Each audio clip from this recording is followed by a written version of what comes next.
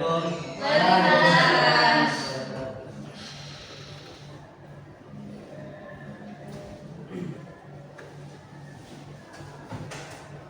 Selamat pagi anak-anak. Pagi, Pak.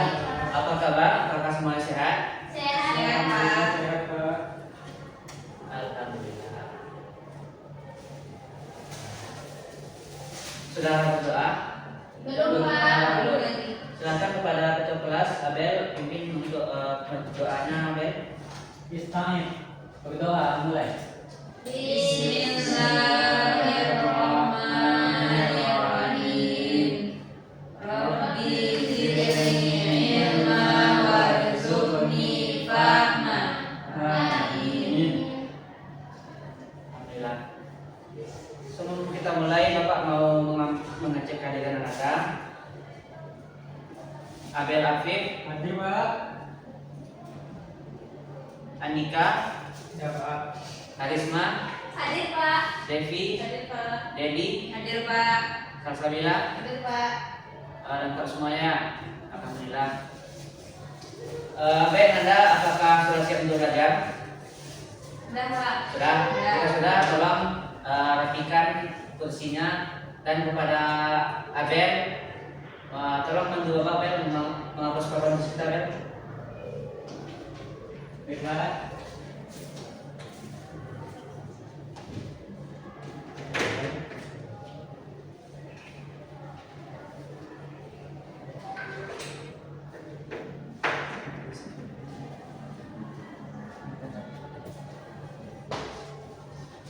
Baik Ananda, Bapak mau bertanya dulu. Pada pertemuan kemarin kita mempelajari materi apa? Ada berpakaiannya. Ya, Pak. Jadi kita sekarang masuk kepada materi akhlak terpuji. Pada saat ini kita akan membahas tentang taubat dan ikhlas. Sebelumnya Bapak mau nanya, pernahkah Ananda sedekah namun menunggu ada orang lain yang melihat? Tidak Pak. Tidak? Tidak Pak. Apakah Anda pernah melakukan kesalahan? Pernah? Apa yang Anda lakukan setelah itu? Menyesali, Pak. Contohnya? Menyesali telah berbohong. Ya, contohnya Arisma berbohong, Ya. kemudian Arisma menyesali. Menyesali. Nah, itu merupakan salah satu pembahasan dari materi kita pada hari ini. Yang pertama itu tentang taubat.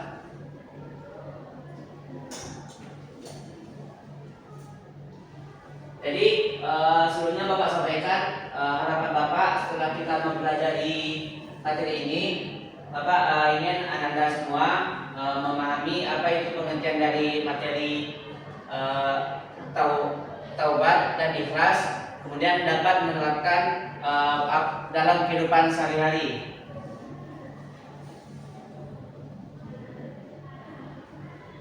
Oke Nanda, pertama kita masuk kepada materi kita yang pertama, yaitu tentang taubat. Taubat secara bahasa artinya kembali.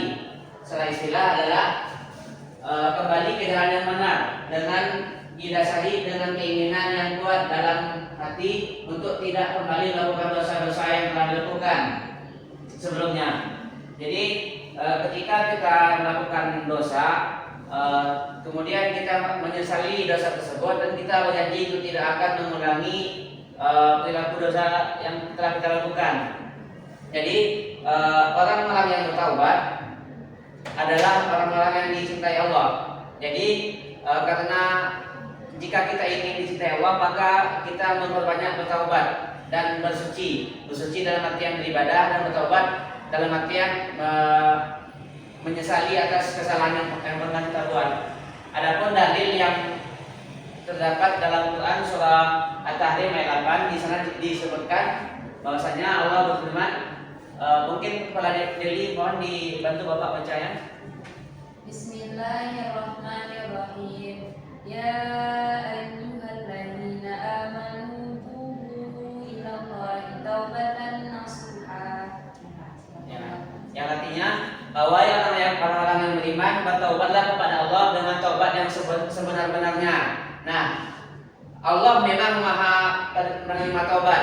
Namun alangkah baiknya kita sebagai manusia melakukan taubat itu dengan sebenar-benarnya. Jangan nanti kita melakukan kesalahan, kemudian kita bertaubat, nanti kita lakukan lagi. Itu namanya taubat sambalado kalau terangnya. Lanjut, adapun jenis dan cara taubat. Jadi taubat itu menyangkut dua hal. Yang pertama taubat dari kesalahan yang menyangkut kepada Allah, dan taubat yang menyangkut atas kesalahan kepada sesama manusia. Kalau yang kepada Allah apa contohnya? Ada yang tahu? Ya, apa contoh kesalahan yang kita lakukan kepada Allah? Meninggalkan sholat, Pak. Ya, ada lagi? Syirik, Ya, durhaka, syirik dan lain-lain. Kemudian yang menyangkut permasalahan atau dosa kepada sesama makhluk. Contohnya apa? Tolong Abel, apa contohnya Abel? Bapak Contoh dosa kepada sesama makhluk. mencuri Pak. Mencuri, Berkata kasar Pak. berkata kasar, menyakiti hati orang lain ya. Kemudian dari kedua jenis tersebut terdapat juga perbedaan dari tata cara taubatnya. Jika taubat kepada Allah itu kita langsung kepada Allah. Namun jika kesalahan yang kita berbuat adalah kepada sama makhluk, maka kita harus meminta maaf. Dan jika yang kita lakukan itu mengambil hak dari orang yang kita buat salah pada dia, maka hak mereka harus kita kembalikan. Contohnya Abel mencuri sepeda bapak. Namun setelah Abel mencuri, sampai di rumah Abel menyadari bahwa perbuatannya salah. Kemudian besoknya Abel ketemu bapak dan minta maaf kepada bapak, kemudian mengakui atas kesalahannya. Apakah cukup sampai sana? Tidak. Sepeda bapak harus dikembalikan karena itu adalah punya bapak.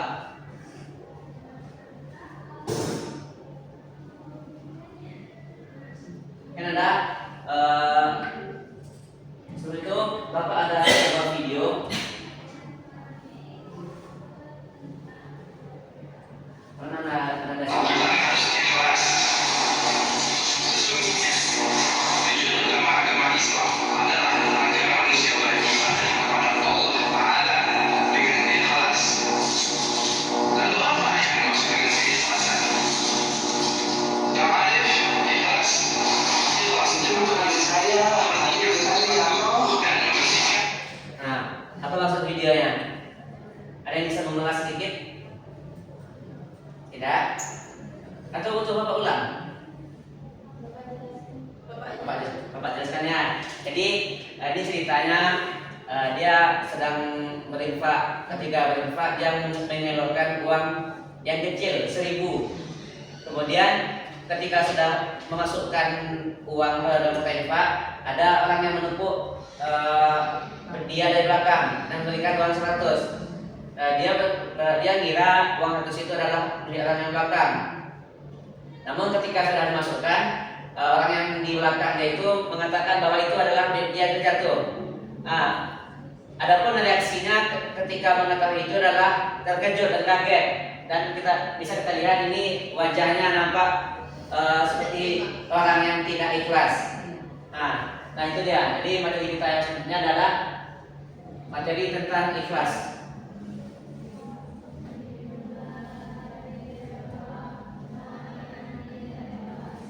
Pengertian. Pertama, secara bahasa ikhlas berarti bermakna bersih dari kotoran. Sedangkan secara istilah, ikhlas adalah melakukan sesuatu amal hanya semata-mata mengharapkan ridho dari Allah, tanpa mengharapkan pujian, imbalan atau pengakuan dari orang lain. Jadi ikhlas merupakan akhlak yang agung. Karena ikhlas ini ada atau tidak adalah salah satu kunci dari setiap amal. Apapun amal yang Anda perbuat, baik itu haji, umroh, sholat, zakat, jikalau tidak didasari dengan ikhlas, maka amal itu akan sia-sia. Kemudian, dimana pada saat sholat kita selalu membaca tentang keikhlasan. Mungkin bisa sama-sama kita baca yang bawah ini. Qul inna sholati wa nusuki wa mahyaya wa mamati lillahi rabbil alamin. Yang artinya sesungguhnya salat, ibadah, hidup dan matiku hanyalah untuk Allah, Tuhan semesta alam. Ingat kata kuncinya, hanyalah untuk Allah, tidak mengharapkan yang lain. Kemudian bagaimana ciri-ciri orang yang ikhlas?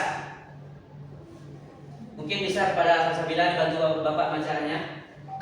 Pertama, tidak mengharapkan pujian dari manusia, tetap beramal walaupun tidak ada yang melihat, tidak kecewa bila amalnya tidak dihargai manusia, fokus pada ridha Allah, bukan puji atau popularitas. Ya, itu dia. Jadi sebenarnya kalau untuk ciri-ciri yang ikhlas itu kita tidak bisa menilai dan langsung menjudge bahwa misalnya ada orang yang bersedekah, kita melihatnya, kita katakan dia nggak ikhlas, nampak sama kita, jadi nggak bisa. Jadi ikhlas ini semua amal itu adalah hak Allah untuk menilainya. Kemudian adapun manfaat dari ikhlas, yang pertama adalah kita mendapatkan pahala yang sempurna dari Allah. Contohnya kita beribadah, ibadah itu kan akan mendapatkan pahala. Namun jika ibadah yang kita lakukan tidak didasari pada ikhlas, maka ibadah itu akan bisa dikatakan nanti akan berkurang nilai ibadahnya. Namun jika kita ikhlas dan kita beribadah dan ikhlas, itu bisa mendapatkan nilai pahala yang sempurna. Kemudian hati kita menjadi tenang dan lapang. Yang ketiga, kita terhindar dari sifat ria dan sum'ah. Apa itu ria? Iya. Ya. Pamer, sombong. Kemudian sum'ah, ingin dipuji. Kemudian amal kita diterima dan diberkahi oleh Allah. Kan ada yang bertanya lah, Pak, bagaimana sih cara kita untuk ikhlas? Ada?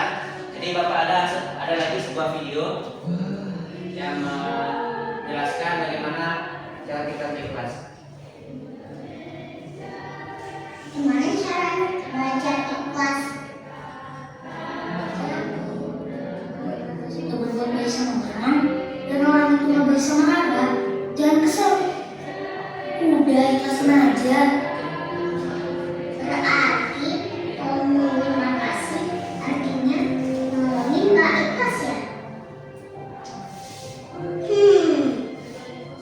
Masa belajar bisa ikhlas dari mana? Belajar dari rumah. Apa belajarnya? Pas Musa nangis dan kecewa. Kalau Musa seperti ini. Terus sekarang udah ikhlas. Kok bisa? Iya dong. Soalnya Uma aja gak pernah protes sama Allah. Uma aja bisa terima. Kalau Musa harus kayak gini. Oh. Makanya kalau Uma aja bisa nerima Musa dengan ikhlas, berarti Musa juga harus ikhlas menerima takdir Allah. Wah, hebat Musa. Nah, itu dia. Jadi ikhlas itu caranya ketika kita mendapatkan apapun itu, misalnya kita diberikan uang oleh orang tua kita sedikit, namun kita menginfakkannya walau juga sedikit, asal kita ikhlas, maka itu adalah amal yang baik. Mungkin mungkin sekian, ada yang mau ditanyakan? Atau Bapak ada sebuah kuis, Anda mau mengikuti Bapak membuat kuis? Mau?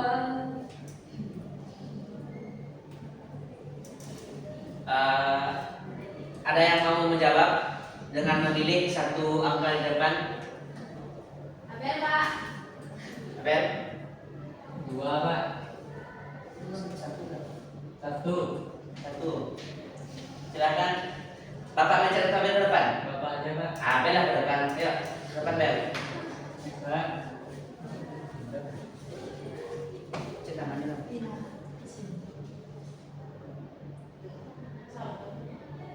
Yes. Silakan Bel, jelaskan yang dimaksud dengan taubat nasuha dan disebutkan syarat-syaratnya. Taubat nasuha adalah taubat yang sungguh-sungguh, tidak akan mengulangi kesalahan yang telah diperbuat.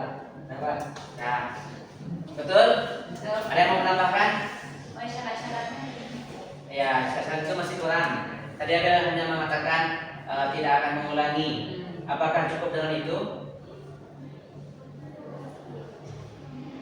Mana? Nah, yang pertama yang disampaikan Ade sudah bagus. Namun untuk syarat yang pertama itu adalah kita menyadari atau menyesali atas dosa yang kita perbuat. Kemudian kita berjanji untuk tidak mengulanginya lagi. Oke, Nanda. Mungkin sekian. Ada lagi yang mau mencoba tidak? Sudah, Pak. Sudah, Pak. Boleh Bapak sampaikan apakah ada pertanyaan? Ada Pak. Ya, silakan kepada Ben. Baik Pak, di sini saya ingin bertanya mengenai seseorang yang berbuat dosa besar, apakah taubatnya diterima Pak? Dosanya apa, Ben? Seperti membunuh. Membunuh. Nah, tanya Naga sangat bagus. Jadi, apakah Allah menerima taubat orang-orang yang dosa yang membunuh orang lain? Jadi, pada zaman dahulu itu pernah terjadi, ada seseorang dia menghilangkan 99 nyawa manusia. Kemudian dia pergi bertanya kepada ahli ulama pada saat itu, wahai Tuhan, apakah saya telah menghilangkan 99 nyawa manusia? Apakah ketika saya ingin bertobat atau saya diterima? Kemudian ulama tersebut atau orang yang tempat dia bertanya itu mengatakan tidak akan diterima karena membunuh manusia itu adalah dosa besar. Kemudian karena mendengar jawaban itu, jikalau memang tidak bisa diterima atau saya, maka bunuh saja kau. Lalu dibunuhnya lah orang yang tempat dia bertanya tadi. Kemudian dia melakukan perjalanan ke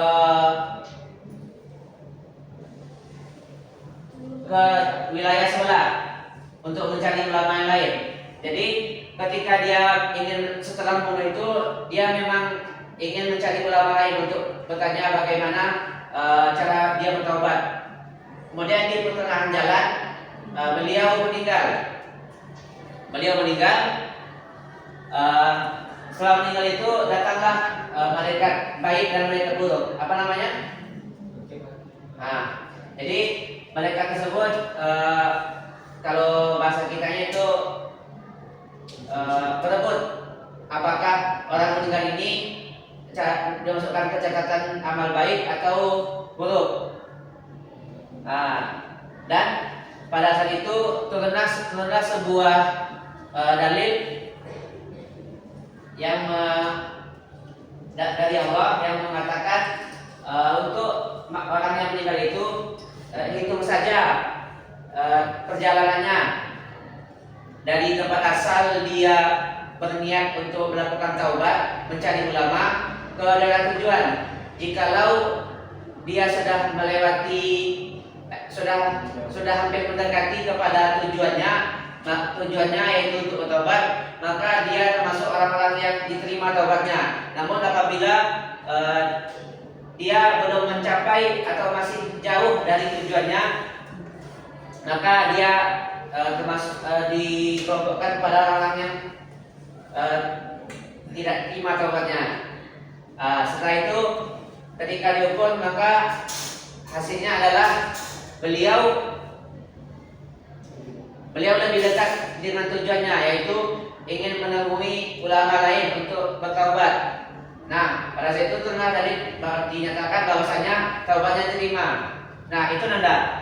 Sedangkan seorang pembunuh yang sudah membunuh 100 orang saja itu masih diterima taubatnya, padahal dia belum melakukan sholat taubat, dia belum berjanji mengulangi kesalahannya, hanya dia masih berniat dalam hatinya untuk bertaubat. Jadi sedangkan dalam niat saja Allah sudah mengetahui, apalagi jikalau kita melakukan taubat yang diiringi dengan sholat taubat dan mengikuti sholat taubat.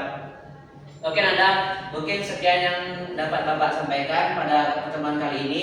Apakah dari Anda memahami materi yang sudah Bapak ajarkan?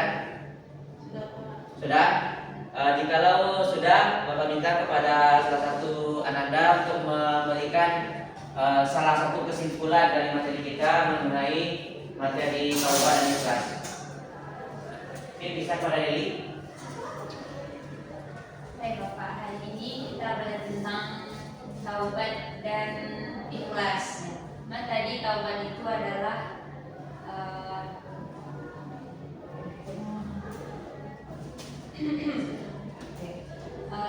hari ini kita belajar tentang taubat dan ikhlas. Mana taubat itu adalah kita memohon ampun kepada Allah, meminta ampunan supaya tidak mengulangi perbuatan dan kesalahan kita lagi. Kita taubat itu harus benar-benarnya, jangan hanya taubat hari ini kita membuat kesalahan, terus kita bertaubat, terus kita membuat salah lagi. Dan ikhlas itu kita salah satu perbuatan yang dimana kita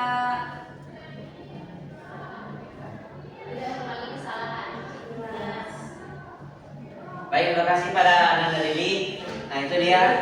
Jadi yang lebih penting lagi dari pembelajaran kita adalah materi yang sudah Bapak sampaikan itu mohon diterapkan. Jadi kita sudah mengetahui bahwasanya Allah itu Maha Penerima Taubat. Kita jangan asal-asal sedikit bikin dosa nanti taubat ya. Kemudian untuk ikhlas, Ananda mulailah ikhlas untuk hal apapun. Misal mulai dari yang terkecil, Ananda pergi sekolah harus ikhlas. Jangan semata-mata karena orang tua menyuruh ke sekolah ya. Oke Nanda, untuk pertemuan selanjutnya kita akan membahas tentang taat dan istiqomah.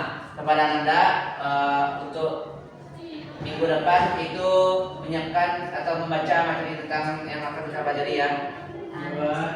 Minggu depan akan Bapak tanya lagi terkait materi yang kita pelajari hari ini. Oke, sekian Nanda. Sebelum kita akhiri, kita bersama-sama